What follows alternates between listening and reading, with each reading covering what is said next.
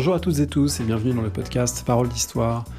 Vous le savez, dans ce podcast, on aime les livres d'histoire, tous les livres en fait, et du coup, on est aussi, comme beaucoup, inquiets en ce moment en raison du confinement, du coronavirus, du poids et du risque que cela fait peser sur les libraires, sur les éditeurs, sur tout le métier du livre. Du coup, une émission aujourd'hui qui est moins consacrée à l'histoire que au métier du livre et à la manière dont ils peuvent faire face à la difficulté exceptionnelle de cette situation en compagnie de Chloé Paté des éditions Anamosa. Vous nous retrouvez sur les réseaux sociaux, Twitter, Instagram, Facebook, YouTube. Très bonne écoute à vous. La période actuelle et la crise liée au coronavirus fragilisent énormément les maisons d'édition, les métiers du livre. Le dernier numéro du Monde des livres s'en est fait l'écho avec plusieurs tribunes, entretiens et articles qui l'évoquent. Et pour approfondir cette question, j'ai le plaisir d'être aujourd'hui avec Chloé Paté. Bonjour. Bonjour. Vous êtes la fondatrice des éditions Anamosa en 2016. On a reçu plusieurs autrices que vous avez publiées, notamment Manon Pignot et Sarah Ray, et une belle maison avec des livres passionnants en histoire et aussi dans d'autres sciences humaines. Vous êtes évidemment actrice de cette période et vous avez été à l'origine de plusieurs tribunes, notamment une, on mettra le lien sur le site Paroles d'Histoire, une parue dans l'Humanité, avec d'autres acteurs et actrices de l'édition indépendante, autour des questions que pose cette période. Est-ce que, peut-être pour commencer, pour introduire cette émission, vous pouvez nous dire quelle est la préoccupation partagée par tous ceux et celles qui sont concernés? D'abord, les éditeurs, quelle que soit leur taille, dépendent principalement de la librairie. Et dans la mesure où les librairies physiques ont été fermées pendant 2 mois, ça a été un arrêt temporaire de l'activité des éditeurs. La particularité des maisons d'édition indépendantes du type d'Anamosa est qu'elles sont particulièrement dans un lien d'interdépendance avec les librairies indépendantes. Donc, toute fragilisation de la librairie indépendante, alors là, les librairies ont rouvert, visiblement les lecteurs et lectrices sont en rendez-vous. Toute fragilisation en fait de la librairie indépendante aura un effet en particulier sur les éditeurs indépendants, dans la mesure où les éditeurs indépendants comptent particulièrement sur en fait la prescription que font les libraires indépendants par des tables thématiques, par des sélections, par des coups de cœur. Et en effet, pour une maison qui publie une dizaine de titres par an, en fait, ça fait peu de rendez-vous dans l'année pour être présent sur table. Donc, cette mise en avant régulière que proposent notamment les librairies indépendante est fondamentale. Donc il y a ce sujet d'inquiétude en fait qui est inquiétude pour la librairie qui est née vraiment de la crise, et en fait la crise sanitaire a été aussi surtout l'occasion, notamment pour les éditeurs et je crois l'ensemble de la filière du livre, de prendre le temps de réfléchir et de s'apercevoir que en fait les problématiques des uns et des autres ne sont pas récentes en fait. On va revenir sur ce diagnostic de plus long terme évidemment que la crise révèle. Peut-être avant, est-ce que vous pouvez nous dire comment vous, à votre échelle, avez vécu cette période? Est-ce que vous avez été obligé de reporter des parutions? Concrètement, comment ça s'est passé? Alors, pour Anamosa, concrètement, alors assez vite, dès la fin mars, en fait, nous avons pris la décision de reporter les titres qui étaient prévus sur le mois de mai, de les reporter au second semestre, et en fait de ne rien publier avant la fin août, de manière d'une part à ne pas participer à l'avalanche de nouveautés à la réouverture, au moment de la réouverture des librairies, ne sachant pas dans quelles conditions cette réouverture se ferait, et d'autre part aussi parce que c'est une des choses auxquelles nombre de maisons de notre taille comptent, pour pouvoir continuer à accompagner au mieux les titres parus depuis le début de l'année, et notamment ceux qui sont parus en février-mars, à savoir continuer à les accompagner auprès des libraires et aussi auprès de la presse pour leur permettre de vivre la vie qu'ils méritent. Et de ce fait, ça nous a aussi contraints à reporter 2 titres prévu sur l'année 2020 à l'année 2021. Donc effectivement, ça réduction de programme. Réduction, on l'imagine aussi, de chiffre d'affaires, puisque c'est pratiquement avril et mars, 2 mois entièrement blancs. Oui. Réduction de chiffre d'affaires, donc d'autant que pour ce qui est d'Anamosa, donc on a 4 ans, 5e année de publication. Je dirais que 2019 était la première année un peu référente. Tous les années précédentes, on cherche à ajuster, tant en termes de nombre de publications que de pilotage, des tirages, toutes sortes de choses. Pour nous, il était important de garder ce cap de la dizaine de titres. Ça sera un tout petit peu moins en 2020. Et oui, la baisse de chiffre d'affaires, en fait, elle est palpable.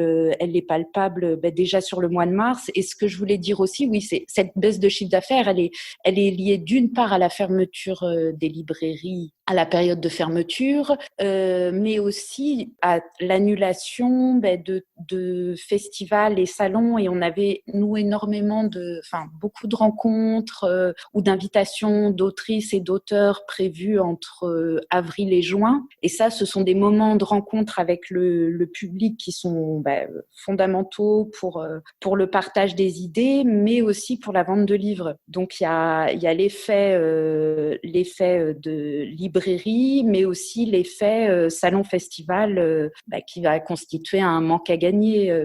Et là, toute la difficulté est de se projeter sur la rentrée, de savoir si les salons et rencontres pourront avoir lieu. Oui, pour l'histoire, c'est notamment la grande question que se posent ceux et celles qui aiment l'histoire, c'est est-ce que les rendez-vous de Blois auront lieu? Est-ce qu'ils auront lieu de la même façon que d'habitude? Probablement pas. Là, on est encore dans une forme d'incertitude, il faut bien le dire. Oui. Je crois que de toute façon, tout le monde tous les secteurs avancent un peu au jour le jour. Alors, on voit que c'est intéressant aussi de voir que du coup, un certain nombre de festivals là, de printemps cherchent à de nouvelles formes pour ne pas perdre le contact avec leur public, des formes virtuelles, en direct. La Villa Gilet, par exemple, organise en 7 semaines ses assises internationales du roman de manière virtuelle. Tout le monde fait preuve d'inventivité. Mais c'est vrai qu'il manque le contact physique. C'est pas tout à fait la même chose d'écouter quelqu'un sur un écran que de l'écouter et de pouvoir parfois continuer à échanger de manière informelle. Alors, cette question du contact physique, c'est aussi la question du rapport même au livre, puisque il a été dit durant la période que les ventes de e-book étaient en train d'augmenter, que les ventes de livres audio étaient en train d'augmenter. Il y a beaucoup d'acteurs de la filière du livre qui regardent ça avec attention, parce qu'effectivement, il y aurait une tentation de la dématérialisation du livre physique au moment où les librairies sont fermées, pour aller vers le livre audio, le livre numérique. Et c'est quelque chose que vous avez constaté ou dont vous avez entendu des échos? Pour Anamosa, oui, je l'ai contacté. Nous, de toute façon, tous nos livres de texte, à l'exception des livres très illustrés comme Déflagration, dont Manon Pignot avait pu parler dans ce même podcast, tous les livres qui sont majoritairement de texte existent en EPUB au moment de la sortie du papier. Après, ce sont des ventes minimes. Alors effectivement, nous, sur le mois d'avril, nos ventes numériques ont été multipliées par 6 parce que notre diffuseur nous a aussi proposé à tous les éditeurs des mises en avant, des prix réduits, la possibilité de proposer certains textes en gratuit. Ça a été multiplié par 6, mais pour donner une image concrète, ce x6 en chiffre d'affaires numérique, ça représente en fait un peu plus de 350 e-pubs. Donc, c'est pas non plus énorme. La lecture numérique est intéressante, mais la France a montré, depuis le début, montre que les lectrices et lecteurs français restent attachés au papier. Et aussi En tout cas, moi, en tant qu'éditrice, c'est vraiment le livre imprimé qui m'importe. D'autant que vous faites des très beaux objets, on a eu l'occasion de le dire. Alors, ces livres imprimés, ça a été dit tout à l'heure, peut-être un peu rapidement, je pense que ce serait bien d'en parler pour les auditrices et auditeurs qui n'imaginent pas toujours comment ça fonctionne.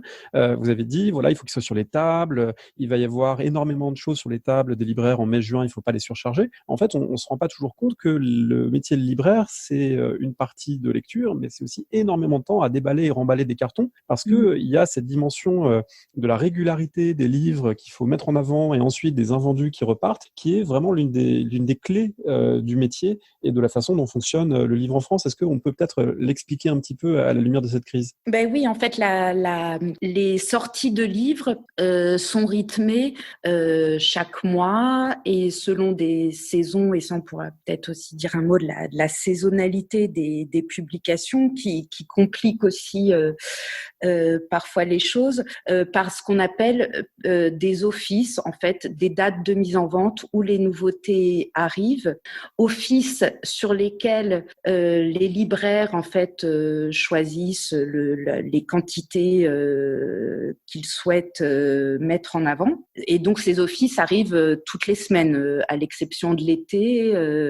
Donc chaque semaine, les libraires reçoivent des cartons. Et en effet, étant donné qu'il y a un flux de nouveautés, alors ça, il faudrait aussi rentrer dans le détail, qu'on peut juger trop important, enfin parler d'ailleurs de surproduction, il y a à un moment donné un problème matériel de place et donc les libraires sont contraints de faire de la rotation. Et pour faire de la place, ils ont notamment la faculté de retourner les livres et à ce moment-là, ils récupèrent la somme qu'ils ont acquis pour le même livre. Ce qui veut dire au passage que ça pose des problèmes très concrets de trésorerie, puisque là, la réouverture des librairies, ça suppose pour les libraires d'avancer de la trésorerie parfois pour pouvoir mettre des livres sur leur table. Alors, il y a eu des systèmes, je crois, de soutien ou de prêt pour que ce soit possible, mais ils doivent en fait avancer le prix des livres qui sont à vendre de façon à pouvoir ensuite les mettre à disposition du public. Donc, c'est quelque chose de très particulier qui ajoute peut-être à la fragilité de ces structures. Oui, oui.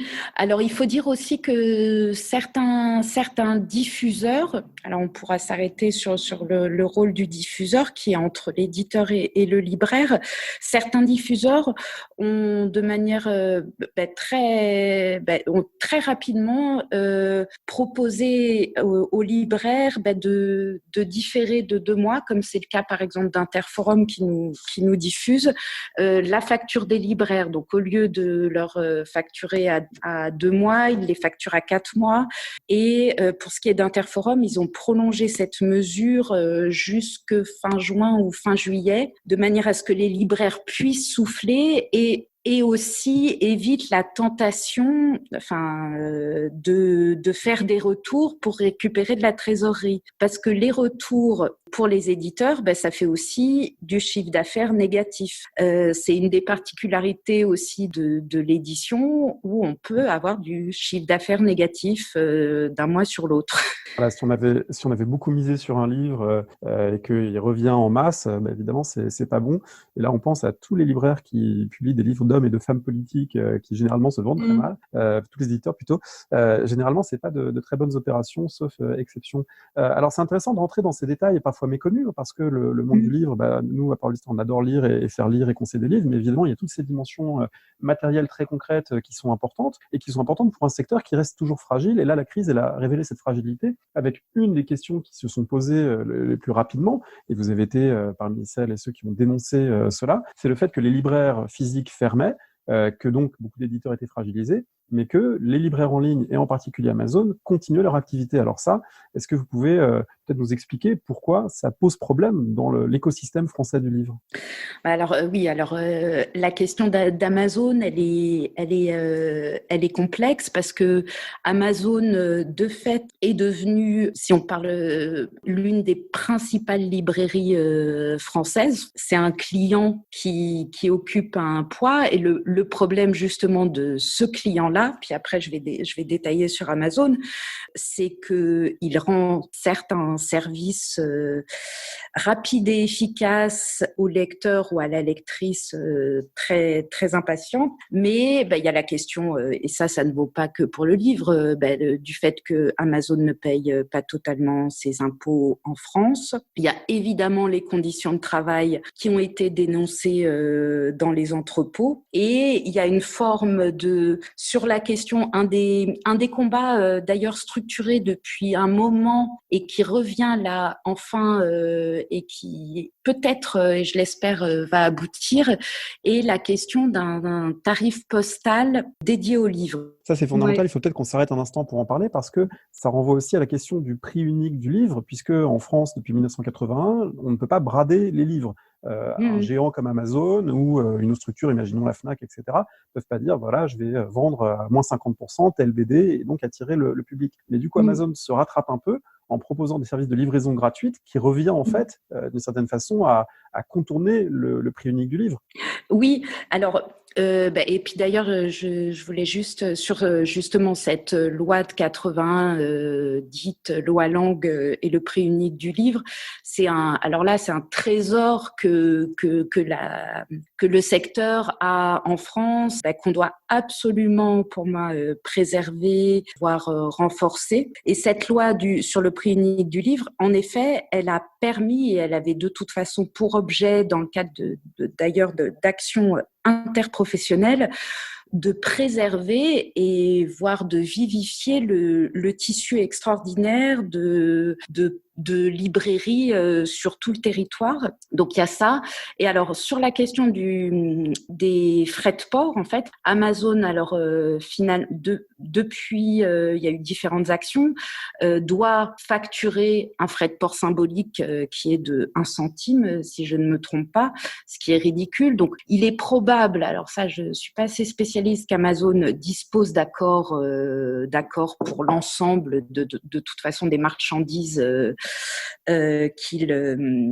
qu'ils envoient par correspondance, enfin sans parler que du livre, chose que n'ont pas les libraires. Donc là, il n'y a pas du tout d'égalité sur la question de la vente par correspondance, et il faut avoir conscience que un livre comme, je pense, la tranche des livres qui pèsent moins de 500 grammes, c'est, je pense, une bonne catégorie de livres. Le coût du timbre est de 5 € et quelques. Donc, si on applique des frais de port, si un libraire est contraint de facturer les frais de port, en fait, s'il voulait, les offrir, il perdrait quasiment l'équivalent de sa remise, donc de ce qui touche sur le livre. Donc, c'est absolument impossible. Et en fait, la demande qui est faite est de pouvoir mettre en place un tarif spécifique qui soit dédié au livre, et tarif spécifique qui soit ouvert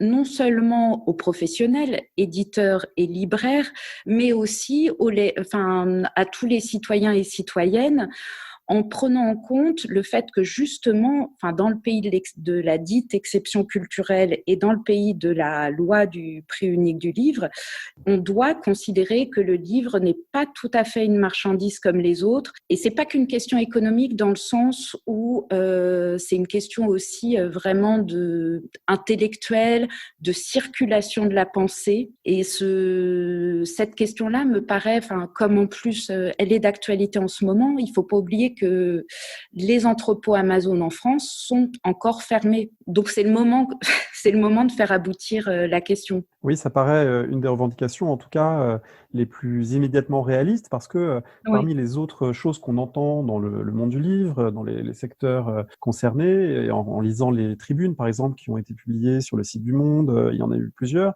on s'aperçoit qu'il y a une chose qui revient beaucoup, c'est l'idée de la surproduction des livres, qu'il y a une offre trop grande, c'est sans doute vrai. En même temps, on ne sait pas trop de quelle façon on arrivera à résoudre ça, parce qu'on voit mal quel éditeur se retirerait du jeu en disant, bah oui, c'est vrai qu'on produit tous trop, moi je vais commencer à produire moins moi-même, et du coup à risquer de gagner moins. Donc il y a quelque chose qui est un petit peu complexe dans cela. Certains éditeurs le font là dans ces circonstances exceptionnelles, mais c'est peut-être compliqué de remédier de façon structurelle à cette surproduction. Alors quel est le le regard que vous portez sur ce diagnostic de surproduction du livre et peut-être les remèdes à y apporter. Alors oui, c'est une question très complexe et après tout, on pourrait dire qu'Anamosa, qui n'existait pas il y a 5 ans, après tout, ce sont 5-6 livres ou 10 qui arrivent en plus sur le marché. Oui, c'est très difficile d'y remédier parce que justement, les éditeurs aussi, avec le système qu'on a décrit précédemment, enregistrent majoritairement du chiffre d'affaires les mois où il y a des nouveautés. Donc c'est un équilibre complexe à mettre en place, mais comment dire qu'il est très aisé de tenir tout en évoluant, parce que l'idée, là je pense à l'entretien croisé justement qu'il y a eu dans Le Monde entre Olivier Nora et Sabine Vespizer.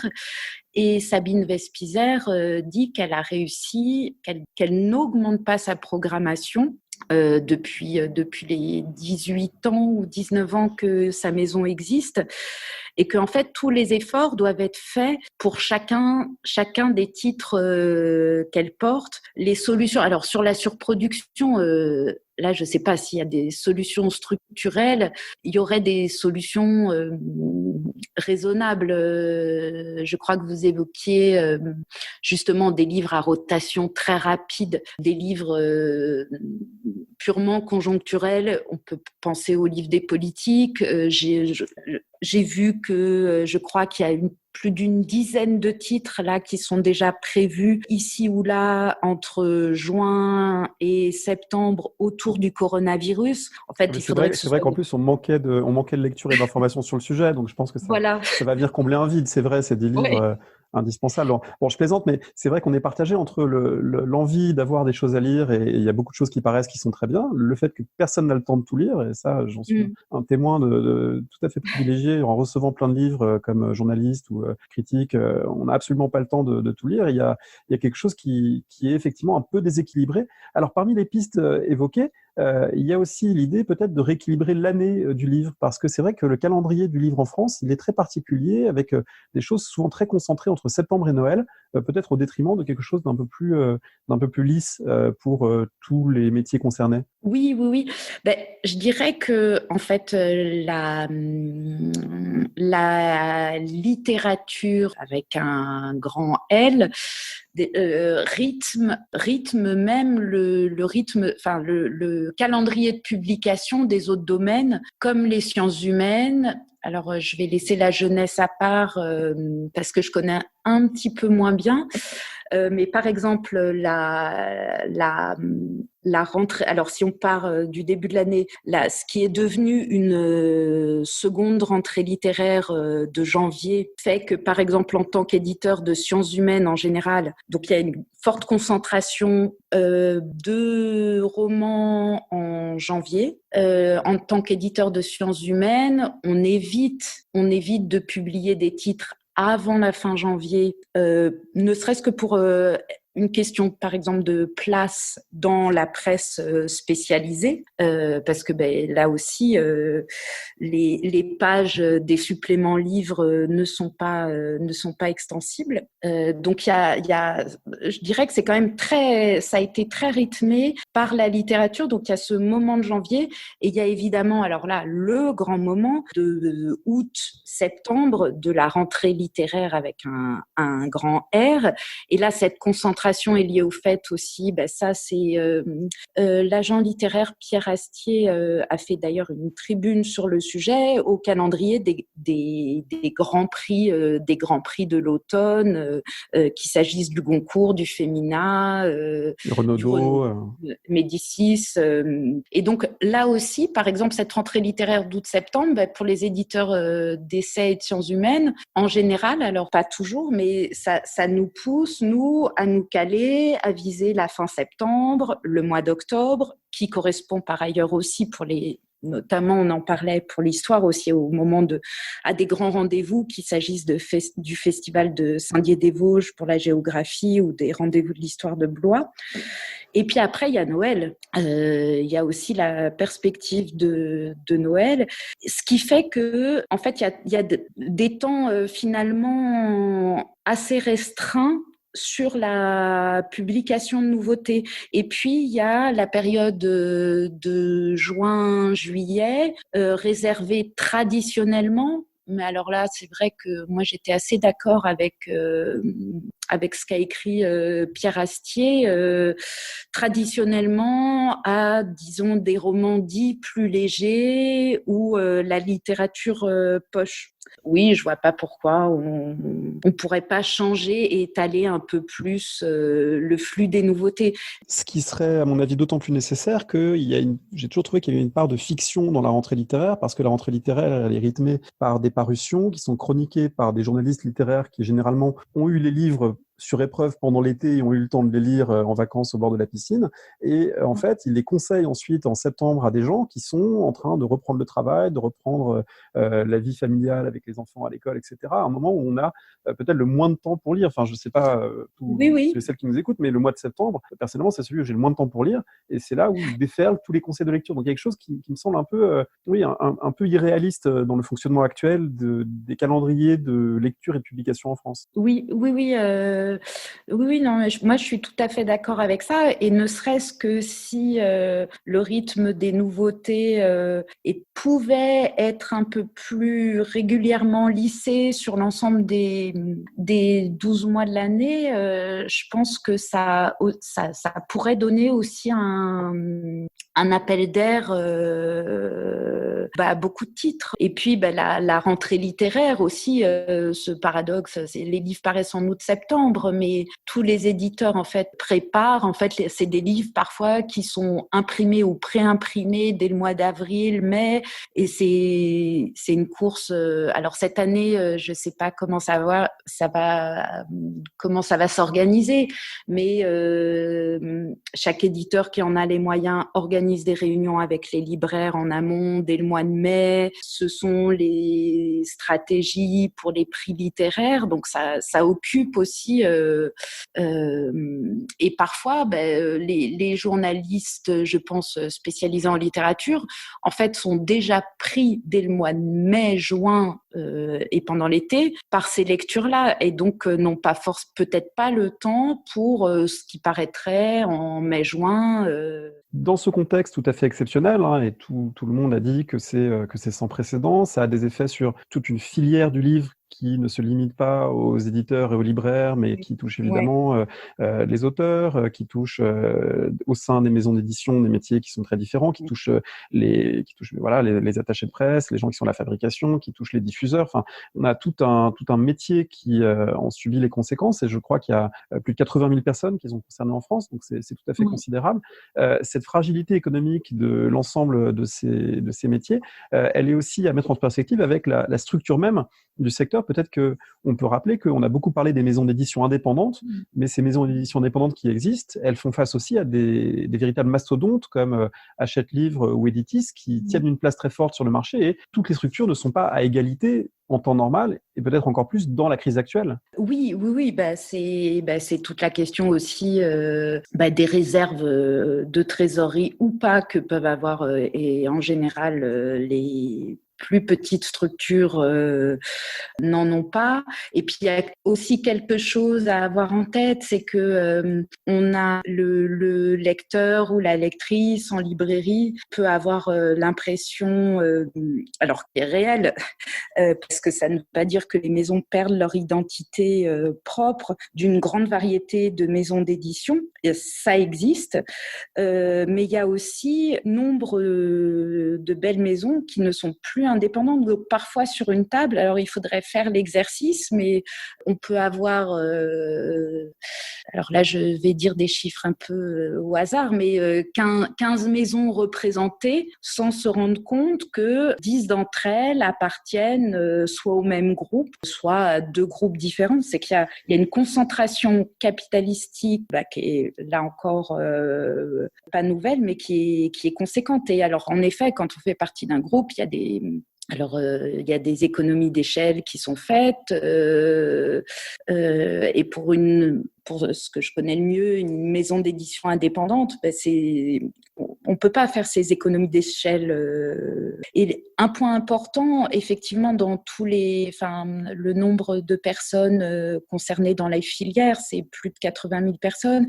Et il y a aussi, il y a les structures qui peuvent être indépendantes, mais il y a aussi tout un tas de travailleurs et travailleuses indépendants et indépendants. Et là, ça concerne en effet énormément de métiers, graphistes, attachés de presse, correcteurs, cartographes, photographes, iconographes. En fait, il y a tout un tas de métiers concernés et ces indépendants aussi qui travaillent d'ailleurs pas forcément que pour les structures indépendantes qui parfois travaillent pour des grandes maisons où certains postes sont totalement externalisés. Risque aussi d'être fragilisé parce que si mathématiquement, si chacun réduit sa production, par exemple pour un attaché de presse, ça va faire qui a d'ordinaire 15 titres à défendre sur l'année, par exemple, on aura 12 ou 13, donc ça a des répercussions sur tout un tas de métiers et aussi de personnes individuelles. Alors c'est très important évidemment de le signaler parce que voilà, derrière des librairies et des maisons d'édition, eh bien, ce sont des gens réels que la crise touche très fortement. Est-ce que dans ce contexte, on peut attendre de l'État des mesures particulières? Est-ce que vous souhaitez des choses particulières? Il y en a peut-être qui sont déjà un peu mises en place. Dans votre tribune, Nous sommes en crise, vous appelez aussi à des états généraux de l'édition indépendante. Quelles sont les perspectives de ce point de vue-là? Alors oui, alors de toute façon l'État a déjà en fait débloqué 5 millions puis 2,5 millions alors qui passent par le centre national du livre. Il y a un dispositif public en place au niveau de certaines régions. Il y a aussi des choses qui ont été mises en place, mais il n'est pas certain, comme d'ailleurs le syndicat de la librairie française l'a souligné, que cela suffise, parce qu'en fait, il faut que les mesures, il s'agit pas là d'aider là, pas seulement d'aider là entre mars et juin, il faut que les accompagnements puissent être poursuivis sur du moyen terme, parce que ça les choses vont mettre un peu de temps, voire beaucoup de temps à rentrer dans l'ordre pour les différents maillons. J'ai plusieurs libraires de taille moyenne qui m'ont dit qu'il leur faudrait 2 exercices comptables pour retrouver la situation d'avant la crise. Ce que nous, concrètement, après, alors là, dans la tribune, nous appelons à la fois de nos voeux la mise en place d'états généraux du livre. Il y a de fortes chances que ça ait lieu. Et par ailleurs, nous entamons là, d'abord en petit comité, une vraie réflexion sur la création d'une organisation professionnelle qui permettrait de faire entendre davantage la voix des indépendants qui n'étaient pas structurés jusqu'à présent, contrairement aux libraires, et même aux auteurs là dont on prend, et il était temps, un peu plus conscience de la situation. Et je dirais les réflexions, alors ça va prendre du temps parce que ça nécessite, elles peuvent s'orienter sur des points juridiques et fiscaux. Donc là, ça nécite vraiment du travail pour aussi échanger au niveau politique, afin de réfléchir aux points de tension qu'il y a dans la chaîne et de voir comment alléger ces points de tension, si c'est au niveau des libraires ou si c'est au niveau, par exemple, des éditeurs, sans que ça desserve les autres maillons de la chaîne. Donc, c'est pour ça qu'il faut faire très attention aussi dans les propositions et dans la réflexion sur les demandes. Il peut y avoir plein de possibilités. Bon, par exemple, le livre bénéficie déjà d'un taux de TVA, un taux réduit, à 5,5%. Est-ce que, par exemple, demander un taux équivalent à celui de la presse qui est de 2,1% pourrait être une solution? Pourquoi pas? Et permettre de récupérer un point pour la librairie, un point pour les auteurs, un autre peut-être pour alimenter un fonds de soutien à la filière et aux travailleurs indépendants. Toutes ces choses sont à réfléchir et en fait sont en cours d'identification. Est-ce que pour finir, il y a d'autres aspects qui méritent d'être repensés à la lumière de cette crise? Et il y a aussi un aspect qui me semble important et qui là aussi doit mener à des réflexions de long terme, c'est tout le chantier que lance la jeune association pour l'écologie du livre, de réflexion autour de cette question. De toute façon, on l'a vu pour d'autres questions comme celle des masques, voire des médicaments durant la crise sanitaire. C'est la question aussi de la relocalisation de nos industries. Et je pense que parmi les réflexions que le monde du livre doit vraiment intégrer, il y a tout ce qui découle de l'écologie au sens large, non pas seulement en termes environnementaux, mais aussi en termes sociaux. C'est la question de savoir où on imprime. Et peut-être qu'il est bien de valoriser l'impression en France, où il y a d'ailleurs des imprimeurs de grande qualité, où on imprime. Ça évite aussi des camions qui font de longs trajets à travers toute l'Europe, voire des cargos qui viennent de Chine.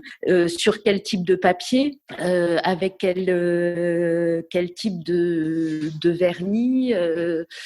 Donc ça, c'est une question, je pense, assez fondamentale aussi pour l'avenir et dont on n'a peut-être pas conscience encore le grand public, mais c'est qu'on n'a peut-être pas forcément besoin d'imprimer certains livres en Chine. Des réflexions tout à fait intéressantes. On espère contribuer à ces prises de conscience et on l'espère d'autant plus que comme auteur ou lecteur de livres d'histoire, quand on est historien, historienne, universitaire, qu'on lit, qu'on aime les livres, eh bien, on est évidemment dans le même bateau avec les libraires, avec les maisons d'édition et donc il est important d'éclairer tous ces enjeux. Merci beaucoup. On va donner comme conseil final peut-être aux gens qui nous écoutent de se rendre chez leur libraire, de commander des livres chez leur libraire plutôt qu'évidemment chez les géants du livre et leurs pratiques très douteuses. Donc voilà, rendez-vous en librairie si vous êtes déconfiné, si c'est possible. Commandez à vos librairies de façon à faire vivre cette filière. Merci beaucoup, Chloé Paté. Merci.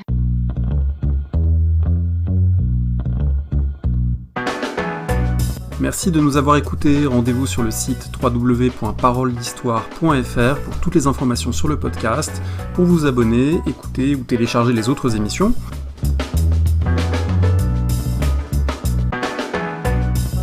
La discussion se poursuit aussi en ligne, notamment sur Twitter. Vous pouvez poser des questions @paroledist et à bientôt pour un prochain épisode.